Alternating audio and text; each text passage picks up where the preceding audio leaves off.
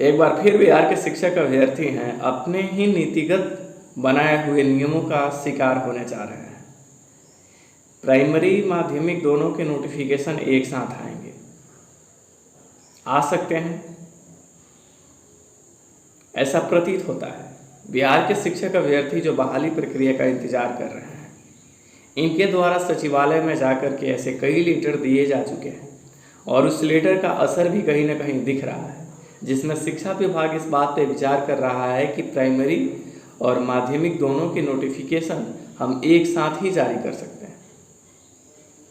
और अगर ऐसा होता है तो इसका प्रभाव सबसे ज़्यादा प्राइमरी वाले बच्चों पे पड़ने वाला है, क्योंकि उनकी बहाली अप्रॉक्स 80 से 90 हज़ार सीटों पे होंगी, जिनमें से 50,000 सीटें उनकी पहले से ही हैं जो रिक्त हैं छठे फेज की।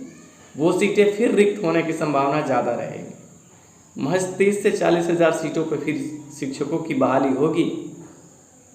और यहाँ सोचने वाली बात है कि इस 30,000 सीटों में माध्यमिक वाले बच्चे फिर अप्लाई करेंगे और एक साथ फॉर्म प्राइमरी और माध्यमिक का लिया जाएगा तो। और इसके जिम्मेवार कौन है?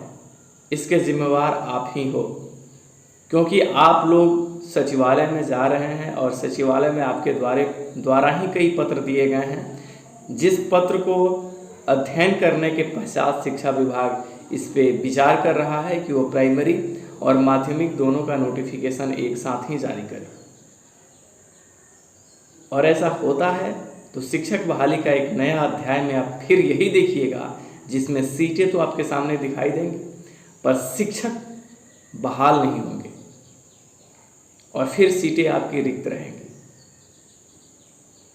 शिक्षक बहाली प्रक्रिया को कहीं ना कहीं एक तरफ कुछ बच्चे चाहते हैं कि बहाली प्रोसेस जो डिले हो रही है वो शुरू हो जाए। कुछ विद्यार्थी बहाली कभी भी शुरू हो इससे मतलब तो कम है, लेकिन बहाली के बीच में नियमों के बदलाव में हमेशा तत्पर रहते हैं। अगर उनका बस चले, कुछ लोगों का बस चले, तो वो कहें कि बिहार में जितने बीएड करने वाले लोग हैं सबको नौकरी दे दी जाए। कुछ लोगों का मतलब हर कोई अपने फेवर की बात कर रहा है और हर किसी को अपना पक्ष दिखाई दे रहा है।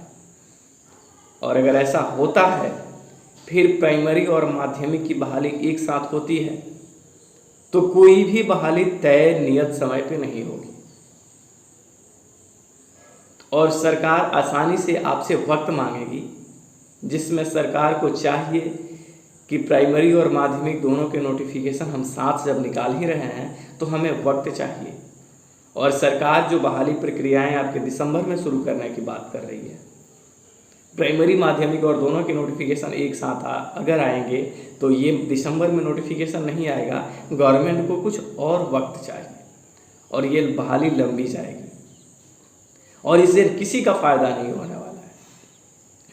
ना तो प्राइमरी वाले को फ़ायदा होने वाला है, ना ही माध्यमिक वाले।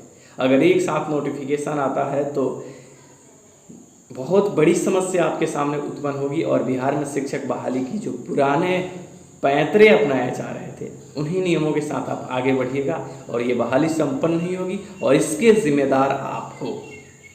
और एक बार फिर शिक्षक बहाली प्रक्रिया को डिले करने में आप अपना योगदान दे रहे हैं और बहाली प्रक्रिया फिर एक बार डिले होने की तरफ अग्रसर हो रही है।